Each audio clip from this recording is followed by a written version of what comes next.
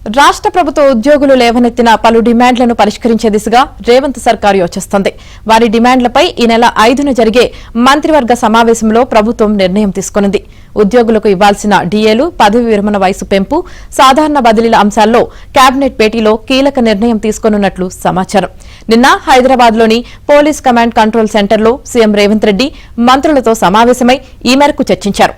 దీంతో పాటు రాష్ట్ర ఆవిర్భావ వేడుకలు, ఇందిరమ్మ ఇండ్లు, రెవెన్యూ సదస్సులు, వానాకాలం పంటల సాగు సన్నద్దత, రాజీవ్ యువ వికాసం అంశాలపై మంత్రులు అందించిన నివేదికపై చర్చించారు.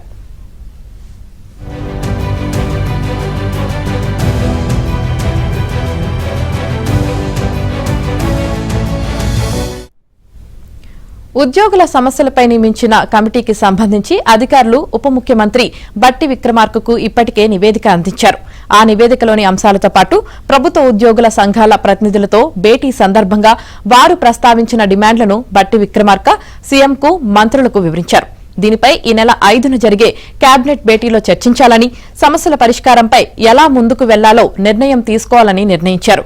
కాగా ప్రభుత్వ ఉద్యోగుల అన్ని డిమాండ్లపై ఒక రోడ్ మ్యాప్ ను సిద్దం చేయాలని సర్కార్ భావిస్తున్నట్లు తెలిసింది. ఈ విషయంలో ప్రభుత్వం 2 రకాల ఆలోచనలతో ఉన్నట్టు సమాచారం.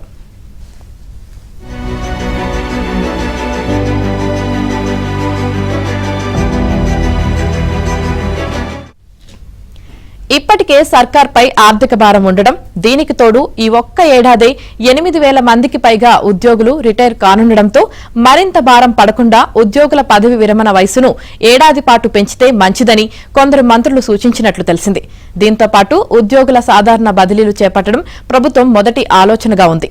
ఇక రెండోది, పెండింగ్ లో ఉన్న ఉద్యోగుల డీఏల్లో ఎన్నిటిని ప్రకటించాలనే దానిపై మంత్రివర్గ సమావేశంలో ఖచ్చితమైన నిర్ణయం తీసుకోనున్నారు. ఉద్యోగుల ఆర్థికేతర సమస్యలపై కేబినెట్ భేటీలో నిర్ణయం తీసుకోవాలనే అంశంపై చర్చించారు.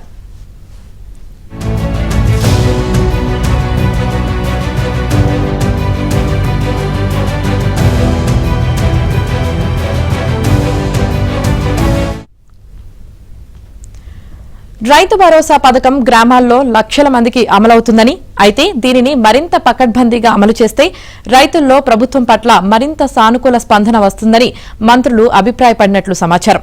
కాగా ప్రభుత్వం అమలు చేస్తున్న సంక్షేమ కార్యక్రమాలన్నింటినీ క్షేత్రస్థాయికి చేరేలా చర్యలు తీసుకోవాలనే అంశంపైన సమావేశంలో చర్చించారు. గ్రామానికి ఈ పథకాలను తెలిపేలా చర్యలు తీసుకోవాలని నిర్ణయించారు.